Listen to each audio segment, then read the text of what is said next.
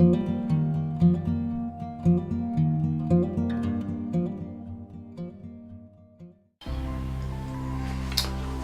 it's Tuesday the 15th of January, and this is a very short clip for Hugh, the HughTube channel.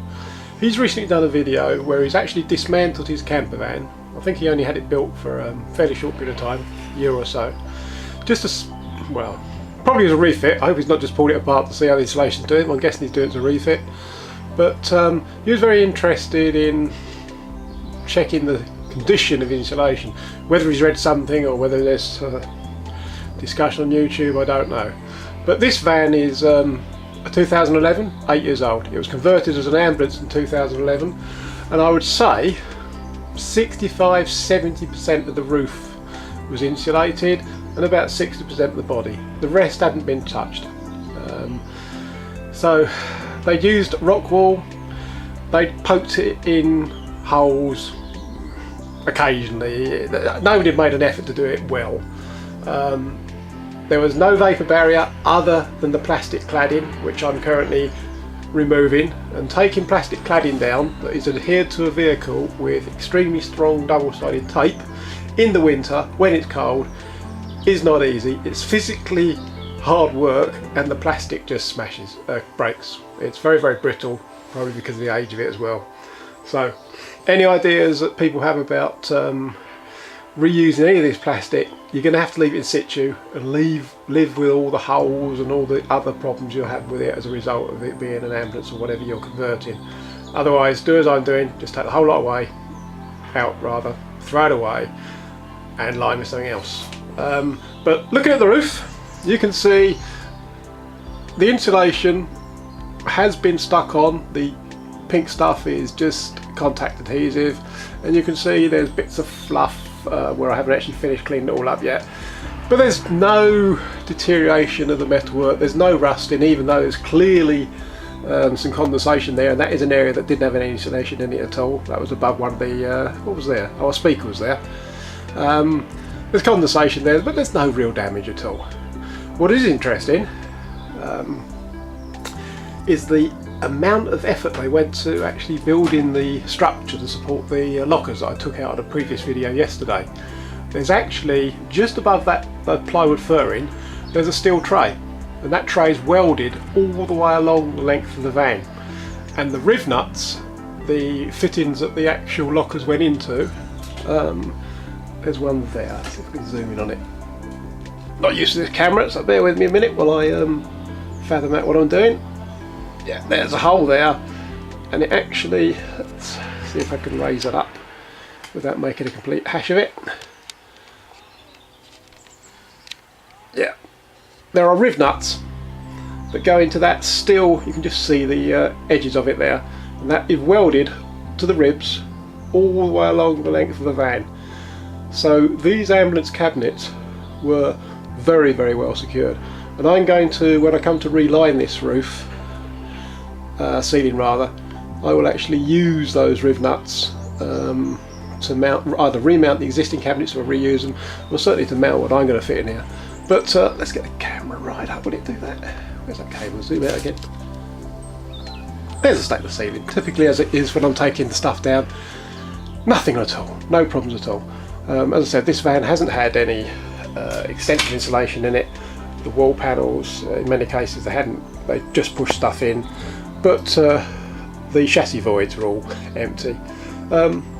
There's no deterioration at all. The floor in this van isn't insulated. We'll get the floor out eventually. That involves unscrewing all this track. I've got to insulate the floor. I'll be interested to see how rusty the floor is. Looking at this bit here where there once was a patient seat, no sign of any rust in there, even where they've accidentally nicked it with the angle grinder or whatever they used to cut that hole out with. There's very little deterioration of metalwork. It's yeah, it's a surprisingly good nick. I know people say sprinters rust. I think the primary issue that I need to keep an eye on is down there. Can I zoom in on an area? In that void there, there's a lot of dirt and muck, and that's due to water ingress. I'll just stop the camera and see if I can get it a bit closer. Stop. Down there. Those little plastic clips are the clips that retain the plastic trim on the outside of the van, and you can see water has been getting in. Why is my camera falling over? Ah, bear with me. Sorry about that. Camera's decided to start falling over on me. So those plastic clips, there's one about every 6 inches. They're not sealed with anything, they're just pushed through the metalwork, and whenever the van gets wet, water is going to get in, and you can see that it's been pooling in the lower part of the van. It does actually work its way through into the sills, and there are drain holes all the way along the bottom of the sills, and I'll post a link to a video that a lady put on YouTube. It's probably an extreme case, but she, well, you watch the video link that I put down below in the description. I was gobsmacked. As I say, maybe an extreme case. Mine, all the drain holes are clear, there's no water in the van whatsoever, but you can see water is getting in. That would foul any insulation I put in there. Any insulation that's prone to actually absorbing water is going to get wet. So I'm going to end up having all of the trims off the side of the van, and I will seal all these clips with a silicone sealant of some kind. May even, because they're going to be brittle, probably bin most of them, buy new ones, seal them, potentially job done. They're not all leaking. The one at the back there you can just see on the right hand side isn't, but that one is, and I'd say about 60% of them there are little stains that trickle down, and this is going to be common to, you know, sprinters, crafters, pretty much anything that's got plastic clips. And years ago I used to be the technical lead on the Rover 75 Owners Club. One of the most common faults for Rover 75s, or at least the ones fitted with the BMW sat-nav and TV system, because the Rover 75 was based on a BMW 3 Series, was water ingress into the boot. That would get into the TV tuner and the GPS unit and cause all sorts of CAN bus errors. You get the most peculiar faults of the cars, heating systems not working, odd things like that, heated rear window not coming on because of the water in the boot, and that was from the chrome trim along the waistline of the Rover 75 that uses very similar clips like that, and water will get past it. I don't know, manufacturers do brilliant jobs of building vehicles, but sometimes you want to get hold of particular engineers and give them a bit of a squeeze, don't you, and just say, come on guy, think about it. But anyway, just to sum up, because I'm waffling, there's no real indication anywhere in this van that the insulation has caused any issues. There's not been any significant water ingress, there's no damage from condensation that I can see. There is damage from just general temperature related issues, and a good example of that is if I swing the camera around without giving you all too much of a fright.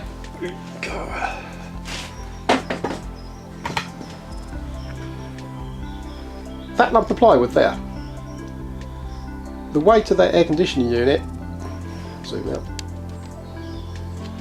has bowed it. It's not been fitted well. Temperature, water, moisture, damp, humidity, wood warps. They could have done a better job of fitting that. Not necessarily the plywood piece that the aircon unit's sitting on, but they could have certainly done a better job of hanging the air conditioning unit off of those lovely dirty great pieces of steel running all the way through the van. That's what I'm going to do with it anyway. But that's enough for this particular video. It's specifically just as a reply to the video that Hugh produced.